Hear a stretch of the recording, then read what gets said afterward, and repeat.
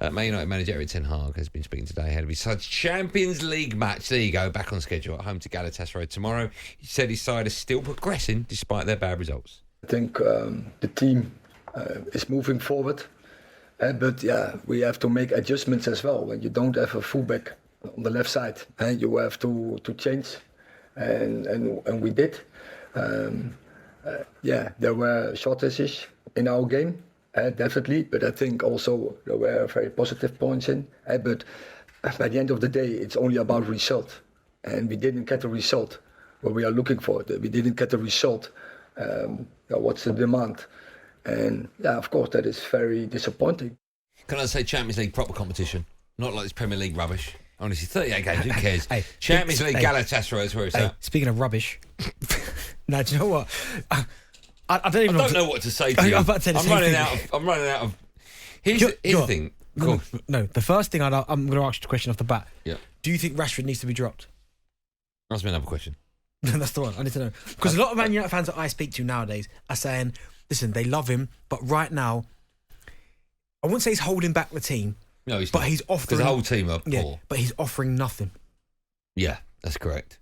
So what do you do with him? I was always told competition. It's all about competition for your place, right? Yeah. You can't just always be a regular fixture in any side. No. You need to know someone's breathing down your neck. Yeah. He hasn't got that. No. He hasn't got that at all. But there's players there that just try something. Garnacho. Well, Sancho. Sancho's the answer, right? But apparently him and Erik Ten Hag, they're not speaking. So I don't know what the deal is. But I look at the team. Here's what's nuts about it. I look at the team. Goalkeeper. I quite like a goalkeeper, right? Not bad. I hear great things about him. Right? As a person? As a person. Okay, cool. Dalot, okay, we've got injuries. Varane, World Cup winner. Right? Champions League winner. Lindelof, he's not the greatest, but he's not playing badly, right? And Amrabat, who had an unbelievable game against Palace, albeit a League Cup game. He's not a left back. He's not a left back, but still played well there. He was unbelievable at the World Cup. Plans holding midfield. I know why, because we've got problems. Casemiro, right? He had a great game against Palace. I know this is all going. Yeah. Great player. World Cup. Is it World Cup winner, Casemiro? Five-time Real Madrid. Champions League winner. Right, okay. Mason Mount hasn't found his form yet. No. Right? Playing in the wrong place. Should be playing out wide. Pelistri. I quite like him. All right. Yeah. Bruno. I like Bruno. Do you know what? As much as I like Bruno. Let me Rashford, Højlund. Why is this team not beating Palace? There's something I don't understand. Why not? Is it the manager? Don't know.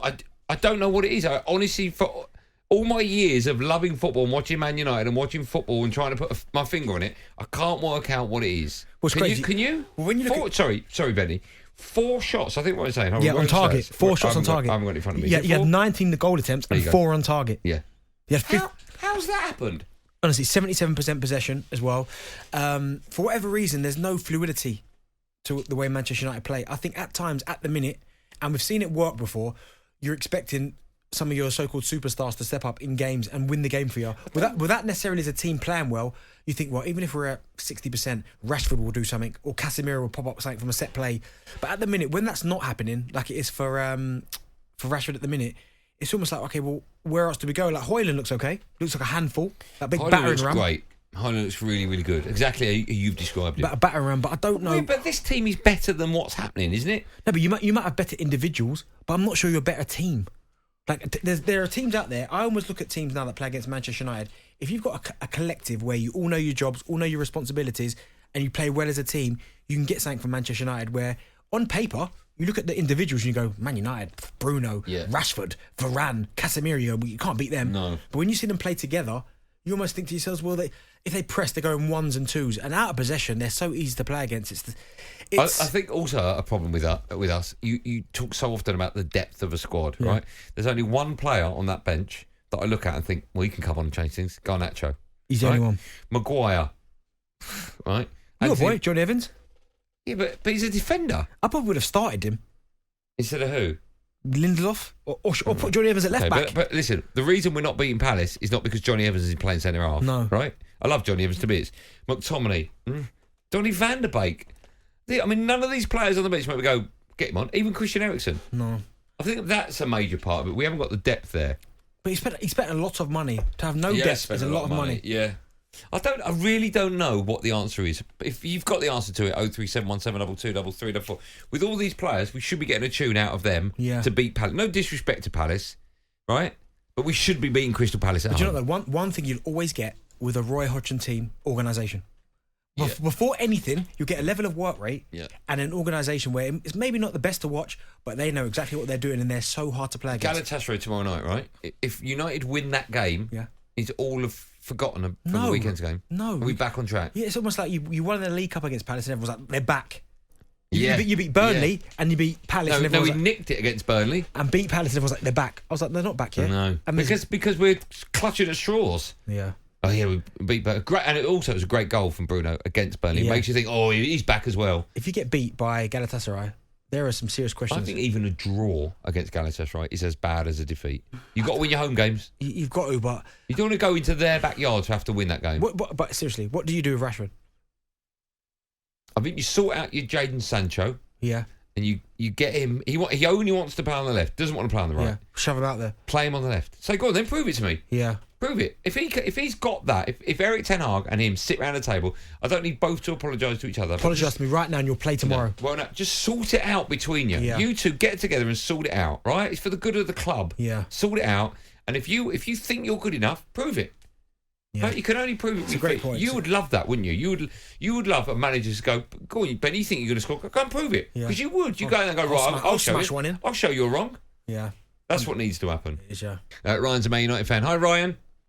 Afternoon, boys. You all right? We're good, mate. Not really, Ryan. It's getting on my nerves, if I'm being honest. No. Listen, I wanted to talk about, there's quite a few different things. But, like, you know, when Ronaldo left, his interview, I thought, was pretty telling. And a lot of people at the time were like, you know, this guy's causing trouble or whatever. But there was some real crucial points that he made about the young lads not trying hard enough. You could point the finger at Sancho in that bracket.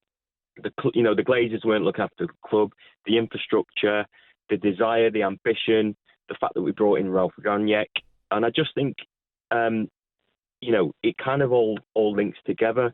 You know, I think as well, you got a group of players there: Lindelof, McTominay, Martial, Wan-Bissaka potentially. They've gotten the last two managers the sack, and they're still there. You know.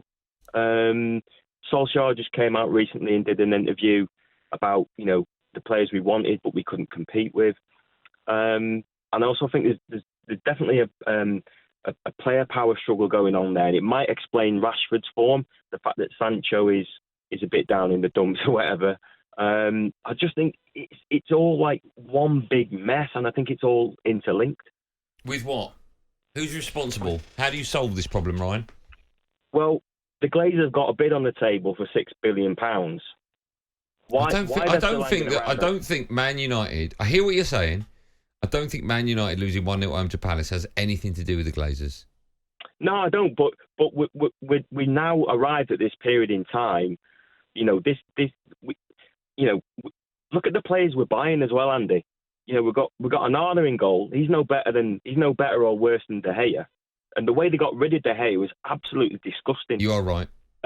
We've got Mason Mount. We shouldn't have bought Mason Mount. I'd have been happy with James Ward-Prowse, James Maddison. They're far better players, in my opinion. We've just bought a lad up front who's got potential. But, we've been in this situation before where we're buying potential. That's down to who's in charge of recruitment, right? I think it's a bit of everything, and I remember some time ago, Gary Neville did a little bit on Sky, and he ran through all the people that we bought over the last 10 years, and you could probably pick out 5 or 6 players where we've got best value or they've turned good. I think when you look at the recruitment round, I think that potentially could be a problem. Mason Maddison is a good player. I know he's come back from injury, so it's a bit hard to judge him yet. But even like with the Anthony situation, his game, he hasn't really got going yet. Sancho, I know he didn't buy him, but you got him as well. There's a lot of your players at the minute that just haven't got going yet this season at all. And when you see what another manager like Postecoglou can do at Spurs, exactly, by bringing in players that weren't even getting a look in, Basuma and Sarr. It is surprising about the Maddison one. Why United wouldn't go for Maddison? I've had this conversation with people at Manchester United. Where would you play him? He's a number 10. It's Bruno, right? Okay, where would you play? Play him wide then. I agree with you, but would you get the best out of him? I agree with you, by the way. I'd have Maddison in a heartbeat. Yeah. I think he's the best buy now. But yeah, maybe that's an issue then. But then squad depth. There you go. There's depth. yeah, no, I agree. talkSPORT Drive. Super opinionated sporting debate. Monday to Friday afternoon from 4 on AM, on DAB, via the talkSPORT app and on your smart speaker. talkSPORT.